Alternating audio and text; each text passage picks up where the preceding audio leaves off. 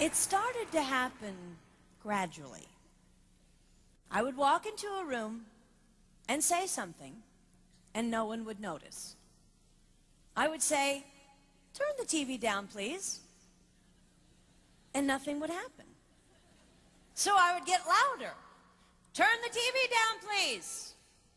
Finally, I would have to go over and turn the TV down myself.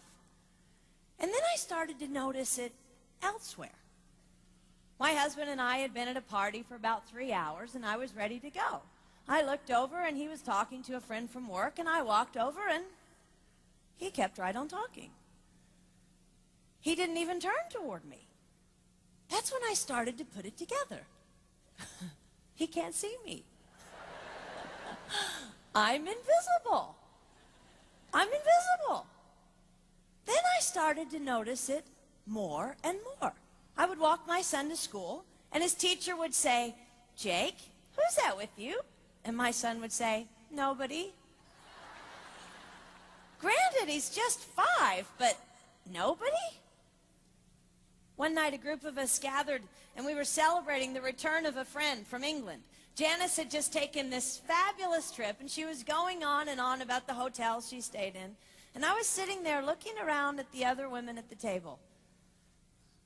I'd put my makeup on in the car on the way there. I had on an old dress because it was the only thing clean, and I had my unwashed hair pulled up in a banana clip, and I was feeling pretty darn pathetic. And then Janice turned to me, and she said, "I brought you this." It was a book on the great cathedrals of Europe. I didn't understand. And then I read her inscription. She wrote, "With admiration for the greatness of what you are building when no one sees." You can't name the names of the people who built the great cathedrals. Over and over again, looking at these mammoth works, you scan down to find the names, and it says, "Builder, unknown, unknown, unknown." They completed things not knowing that anyone would notice. There's a story about one of the builders who was carving a tiny bird inside a beam that would be covered over by a roof. And someone came up to him and said, "Why are you spending so much time on something no one will ever see?" And it's reported that the builder replied, "Because God sees." They trusted that God saw everything. They gave their whole lives for a work, a mammoth work they would never see finished. They showed up day after day. Some of these cathedrals took over 100 years to build. That was more than one working man's lifetime. Day after day.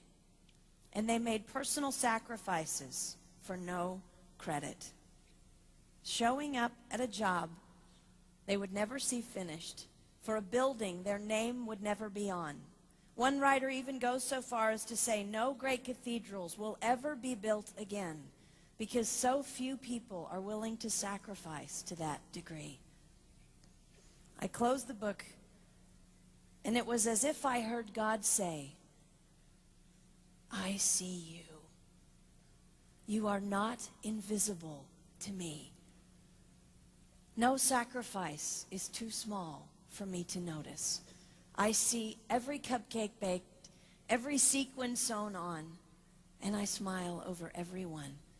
I see every tear of disappointment when things don't go the way you want them to go. But remember, you are building a great cathedral. It will not be finished in your lifetime, and sadly, you will never get to live there. But if you build it well, I will." At times, my invisibility has felt like an affliction to me. But it is not a disease that is erasing my life. It is the cure for the disease of self-centeredness. It is the antidote to my own pride. It's okay that they don't see.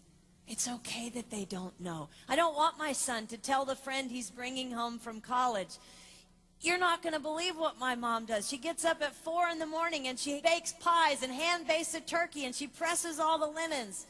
Even if I do all those things, I don't want him to say that. I want him to want to come home. And secondly, I want him to say to his friend, you're going to love it there. It's okay that they don't see. We don't work for them. We work for him. We sacrifice for him. They will never see. Not if we do it right. Not if we do it well. Let's pray that our work will stand as a monument to an even greater God.